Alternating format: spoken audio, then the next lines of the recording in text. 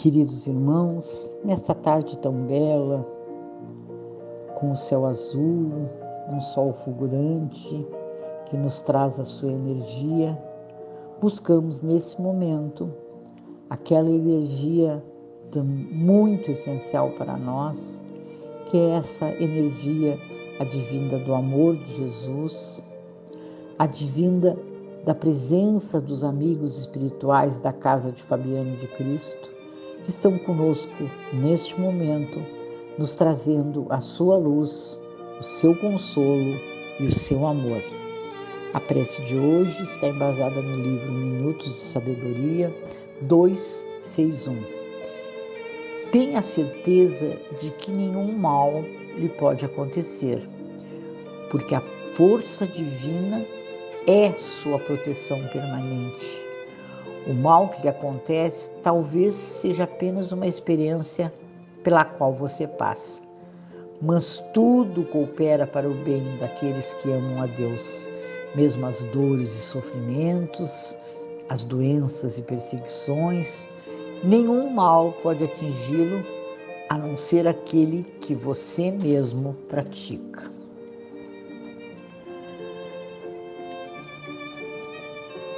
Certa feita, o Dr. Júlio Davi, um médico baiano, pediu ao motorista que o levasse urgente para atender a um paciente em um determinado bairro da cidade. O motorista lhe respondeu que não podia, que iria se deitar, pois já era tarde.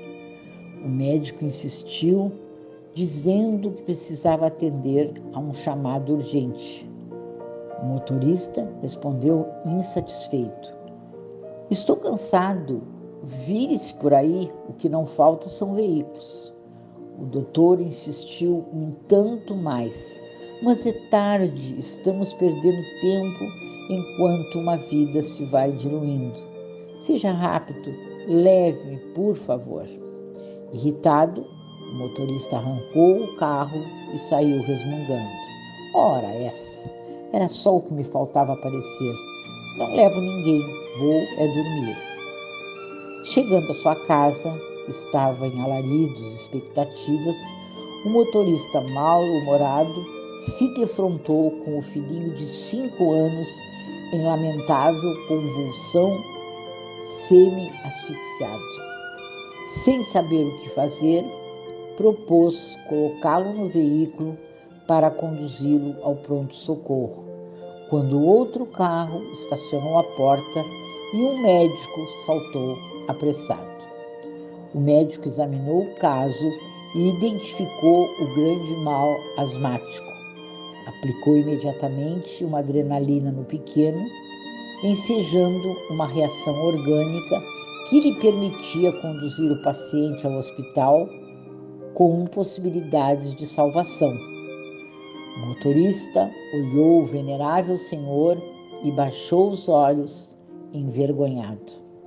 Era um médico que ele se negara a trazer há pouco. O paciente a quem o médico precisava atender com urgência era seu próprio filho. Queridos irmãos, tantas vezes nos negamos a atender a um pedido que nos é feito porque achamos que não tem nada a ver conosco. Esquecemos a recomendação de Jesus de fazermos aos outros o que gostaríamos que os outros nos fizessem. Diz-nos o bom senso que devemos fazer o bem sem olhar a quem. E para o praticarmos, uma única solução é necessária: a de que alguém precise do nosso auxílio. Não importa quem seja, que religião professe, a que nível social pertença. Nada disso importa se levarmos em conta que somos todos filhos do mesmo Pai, do Criador do Universo, que a todos nos colocou no mundo para que nos ajudemos mutuamente. Em uma de suas famosas epístolas, o apóstolo Paulo de Tarso exortou seus irmãos na fé a que nunca cansassem de fazer o bem. Mas, infelizmente, ainda hoje, os homens persistem extremamente necessitados desse conselho.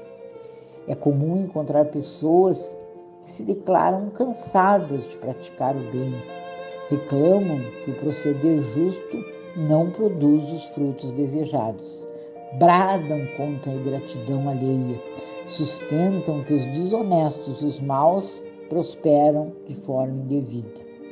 Contudo, semelhantes alegações jamais procedem de fonte pura. Muitos se dizem amantes e praticantes do bem, mas procuram, antes de mais nada, colocar primeiro seus interesses pessoais. Quando não conseguem atender seus propósitos egoístas, caem em um estado de tédio bem próximo do desespero. Se amassem o bem, sem qualquer objetivo oculto, ficariam satisfeitos com a correção da própria conduta. É indispensável muita prudência quando principiamos a cansar do bom combate. Quando começamos a pensar nos males que nos assaltam, depois do bem que julgamos ter semeado ou nutrido. Será que agimos corretamente na expectativa de obter privilégios da ordem cósmica? Achamos que a necessidade, a honestidade ou o trabalho devem funcionar como anteparo às dores próprias da condição humana? Aceitamos viver com dignidade desde que o caminho siga sempre florido? O aprendiz sincero do Evangelho não ignora que Jesus exerce seu ministério de amor sem se cansar, sem se exaurir. Desde o princípio da organização do planeta, o Mestre labora por todos os seus habitantes, a ele confiados pela divindade. Muitos espíritos se comprometeram com a construção do bem na Terra, mas recuaram no momento do testemunho. Incontáveis belas promessas feitas no plano espiritual não se concretizaram.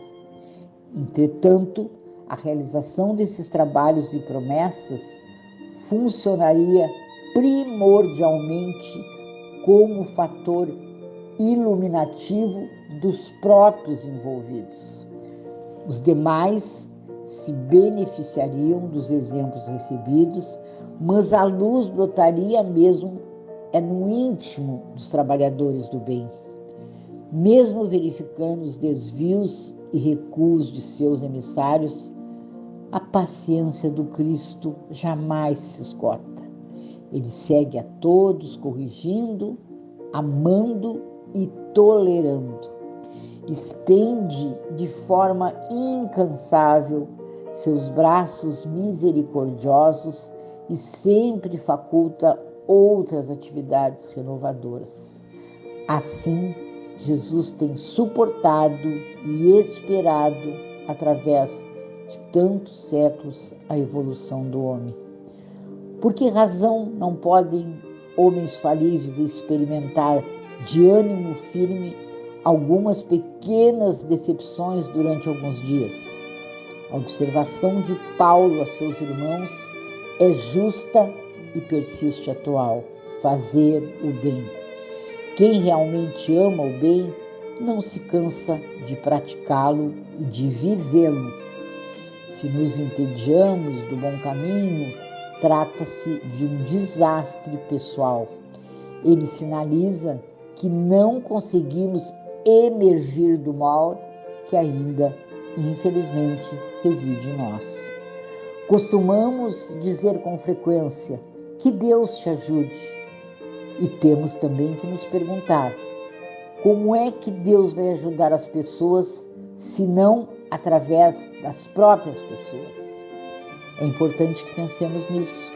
Deus conta conosco e cada vez que alguém precisar de ajuda, nos questionemos: e se fosse um ente muito caro ao meu coração, como é que eu gostaria que o tratasse?